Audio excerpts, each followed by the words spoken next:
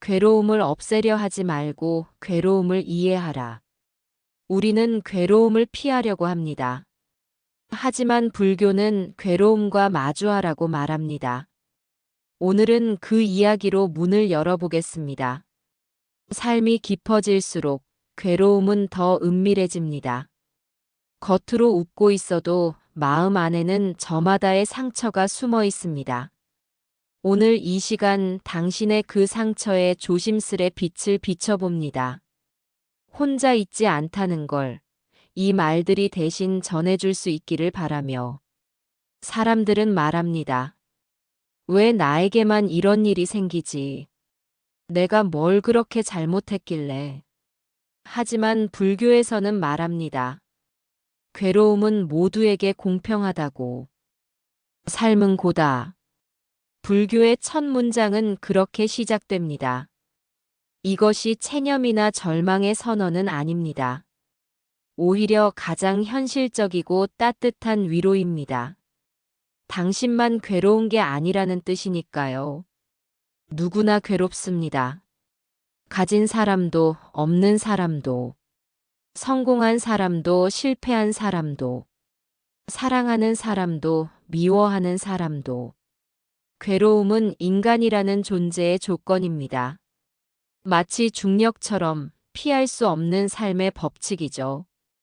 그렇다면 중요한 것은 괴로움을 없애는 게 아니라 그것과 어떻게 함께 살아가느냐입니다.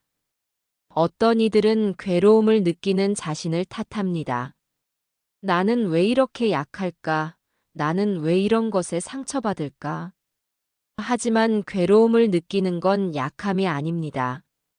그것은 당신이 살아있다는 증거입니다. 마음이 있다는 증거입니다. 돌멩이는 괴롭지 않습니다. 죽은 나무는 상처받지 않습니다. 괴로움을 느낀다는 것은 당신이 여전히 무언가를 사랑하고 무언가에 희망을 걸고 무언가를 소중히 여기고 있다는 뜻입니다. 젊을 때의 괴로움과 나이 들어서의 괴로움은 다릅니다. 젊을 때는 무언가를 얻지 못해서 괴로웠다면 나이가 들면 무언가를 잃어가면서 괴롭습니다. 건강, 꿈, 사람, 시간. 하나둘씩 손에서 빠져나가는 것들을 바라보며 우리는 무력감을 느낍니다. 그리고 그런 자신에게 화가 납니다. 왜 이런 것에 매달리고 있을까? 왜 이렇게 집착하고 있을까? 하지만 집착한다고 해서 자신을 비난할 필요는 없습니다. 집착은 사랑의 다른 이름이기도 하니까요.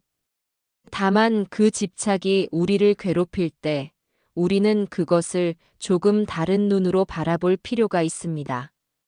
집착의 뿌리를 들여다보는 것, 그것이 첫 번째 단계입니다. 괴로움은 무언가에 집착할 때 생깁니다.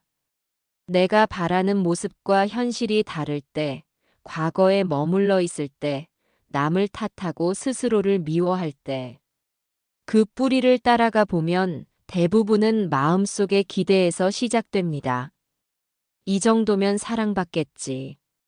이만큼 했으니 인정받아야 해. 나는 이런 사람이 되어야 해.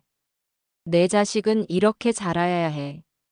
그 기대가 어긋날 때 우리는 괴로움을 느낍니다.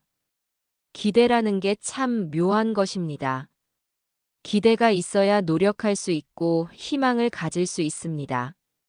하지만 그 기대가 너무 강하면 현실을 받아들이지 못하게 됩니다. 마치 칼과 같습니다. 적당히 쓰면 유용하지만 너무 세게 쥐면 손을 베입니다. 기대도 마찬가지입니다. 적당한 기대는 삶의 동력이 되지만 과도한 기대는 괴로움의 원인이 됩니다. 그렇다고 해서 기대를 완전히 버리라는 건 아닙니다. 그것은 불가능하기도 하고 바람직하지도 않습니다. 다만 그 기대가 내 마음을 괴롭힐 때 잠시 뒤로 물러나서 관찰해 보는 것입니다. 아, 내가 지금 이런 기대를 하고 있구나. 그래서 괴로워하고 있구나. 그런 인식만으로도 마음은 조금씩 가벼워집니다. 불교는 그 뿌리를 뽑으라고 말하지 않습니다. 그저 그것을 있는 그대로 알아차리라고 말합니다. 마치 의사가 병의 원인을 진단하는 것처럼 괴로움의 원인을 정확히 아는 것만으로도 치유의 절반은 이루어집니다. 모르는 적은 무섭지만 아는 적은 대처할 수 있습니다. 많은 사람들이 괴로움을 외면하려 합니다. 여행을 떠나거나 술을 마시거나 쇼핑을 하거나 새로운 관계를 시작하거나 그것들이 나쁘다는 건 아닙니다. 때로는 그런 것들이 필요하기도 하죠. 하지만 잠시 있는 것과 진짜 마주하는 것은 다릅니다. 진통제가 아픈 곳을 일시적으로 마비시킬 뿐 근본적인 치료가 되지 않는 것처럼 회피도 괴로움을 일시적으로 덮을 뿐입니다. 괴로움은 당신이 피할수록 커지고 당신이 바라볼수록 작아집니다. 마치 어둠 속의 그림자와 같습니다. 등을 돌리고 있으면 그림자는 거대해 보이지만 정면으로 바라보면 실체를 알 수 있습니다. 눈을 감지 말고 그 감정을 있는 그대로 느껴보세요. 괴로움은 당신을 해치려는 게 아니라 당신에게 무언가를 알려주려는 신호입니다. 신체의 아픔이 몸에 문제가 있다는 신호인 것처럼 마음의 괴로움도 마음에 무언가 돌봄이 필요하다는 신호입니다. 그 신호를 무시하거나 억누르려 하지 말고 귀 기울여 들어보세요. 무엇이 나를 이렇게 괴롭게 하는가? 무엇을 내가 놓지 못하고 있는가? 무엇을 내가 두려워하고 있는가? 그런 질문들을 던지면서 괴로움과 대화를 나눠보세요. 마치 오랜 친구와 이야기하듯이요. 괴로움도 당신의 일부입니다. 내쫓아야 할 적이 아니라 이해해야 할 동반자입니다. 그렇게 바라보는 순간 괴로움에 대한 태도가 바뀝니다. 저항에서 수용으로, 거부에서 포용으로. 수용이라는 말을 들으면 많은 사람들이 체념이나 무기력을 떠올립니다. 하지만 수용은 무기력과 다릅니다. 수용은 적극적인 평화입니다. 이 고통이 지금 여기 있구나. 이 감정도 내 일부구나. 그렇게 받아들일 때 마음속 저항이 멈추고 그 순간부터 치유가 시작됩니다. 저항은 에너지를 소모합니다. 괴로움을 밀어내려 하고 없던 일로 만들려 하고 다른 것으로 대체하려 하는 노력들은 우리를 더욱 지치게 만듭니다. 하지만 수용은 에너지를 보존합니다. 아니, 오히려 에너지를 생성합니다. 저항에 쓰던 힘을 치유에 쓸 수 있게 되니까요. 수용은 약함이 아니라 강한 용기입니다. 현실을 있는 그대로 보는 용기, 불완전한 자신을 인정하는 용기, 통제할 수 없는 것들을 받아들이는 용기. 그런 용기가 있을 때 우리는 비로소 진정한 평화를 경험할 수 있습니다. 괴로움을 외면하는 게 아니라 그 안에 들어가서 불을 끄는 것. 그것이 불교에서 말하는 참된 정진입니다. 어떤 사람들은 묻습니다. 그렇다면 괴로움을 그대로 받아들이고 살라는 건가요? 아무것도 바꾸려 하지 말라는 건가요? 그게 아닙니다. 수용은 첫 번째 단계일 뿐입니다. 현실을 정확히 파악한 다음에야 올바른 대응이 가능합니다.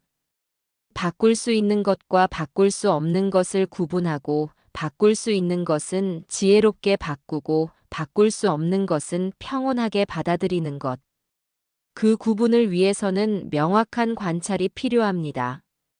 그리고 그 관찰을 위해서는 우선 마음이 고요해져야 합니다.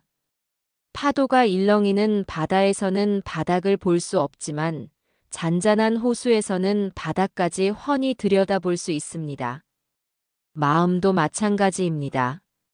괴로움으로 요동치는 마음으로는 문제의 본질을 볼 수 없지만 수용을 통해 고요해진 마음으로는 명확한 통찰이 가능합니다. 그런 통찰이 있을 때 우리는 지혜로운 선택을 할 수 있습니다. 어떤 것은 놓아야 하고, 어떤 것은 붙잡아야 하고, 어떤 것은 바꿔야 하고, 어떤 것은 기다려야 합니다. 그런 선택들이 축적되면서 우리는 점차 괴로움으로부터 자유로워집니다. 완전히 없애는 것은 아니지만 괴로움에 휘둘리지 않는 힘을 기를 수 있습니다. 때로는 괴로움이 우리의 스승이 되기도 합니다. 고통스러운 경험들을 통해 우리는 더 깊은 인간이 됩니다. 다른 사람의 아픔을 이해할 수 있게 되고, 작은 행복에도 감사할 수 있게 되고, 진정으로 소중한 것이 무엇인지 알게 됩니다. 괴로움이 없었다면 절대 배울 수 없었던 것들을 배우게 되는 것이죠. 그렇다고 해서 괴로움을 찾아다니라는 건 아닙니다. 인생은 저절로 충분한 괴로움을 가져다 줍니다. 다만 그 괴로움이 찾아왔을 때 그것을 원망하거나 저주하지 말고 그 안에서 배울 수 있는 것이 무엇인지 찾아보라는 것입니다. 모든 경험에는 의미가 있고 모든 고통에는 가르침이 있습니다. 물론 이런 말들이 괴로운 순간에는 위로가 되지 않을 수도 있습니다. 고통의 한가운데 있을 때는 의미 따위는 중요하지 않으니까요. 그럴 때는 그냥 버티면 됩니다. 아무 생각 없이, 아무 의미 부여 없이 그냥 하루하루 버텨내는 것. 그것만으로도 충분합니다. 의미는 나중에 찾아도 됩니다. 중요한 것은 괴로움 속에서도 자신을 포기하지 않는 것입니다. 자신을 탓하지 않는 것입니다. 나는 이런 고통을 받을 자격이 없다거나 나는 이런 시련을 감당할 만큼 강하지 않다고 생각하지 않는 것입니다. 당신은 생각보다 강합니다. 지금까지 버텨온 것만 봐도 알 수 있습니다. 괴로움은 영원하지 않습니다. 모든 것이 변하듯이 고통도 변합니다.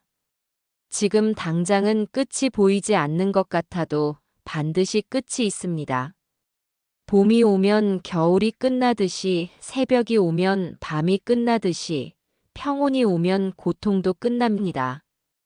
그때까지 조금만 더 버텨보세요. 오늘 하루 당신은 마음속 괴로움과 어떻게 지내셨나요? 감추려 애쓰지 않아도 괜찮습니다. 도망치지 않아도 괜찮습니다. 그냥 그 자리에 앉아 있었던 것만으로도 당신은 이미 잘 해내고 계신 겁니다. 괴로움이 찾아올 때마다 그것을 내 일부로 받아들이는 연습. 그것이 삶을 조금씩 단단하게 만들어줍니다. 누군가는 당신에게 강해지라고 말할지도 모릅니다. 하지만 진정한 강함은 아픔을 느끼지 않는 것이 아니라 아픔을 느끼면서도 살아가는 것입니다. 무너지지 않는 것이 아니라 무너져도 다시 일어서는 것입니다. 그런 의미에서 당신은 이미 충분히 강합니다. 오늘도 묵묵히 하루를 견뎌낸 당신께 이 말을 전합니다. 당신은 참 잘 견디고 있습니다. 완벽하지 않아도 때로는 흔들려도 그렇게 하루하루를 살아내는 것 자체가 이미 위대한 일입니다. 그 사실을 잊지 마세요. 다음 시간에는 왜 무상은 해방인가라는 주제로 변화와 자유에 대해 이야기 나눠보겠습니다. 당신의 마음이 조금은 가벼워지기를 바랍니다. 그리고 그 가벼움이 내일의 희망이 되기를 바랍니다.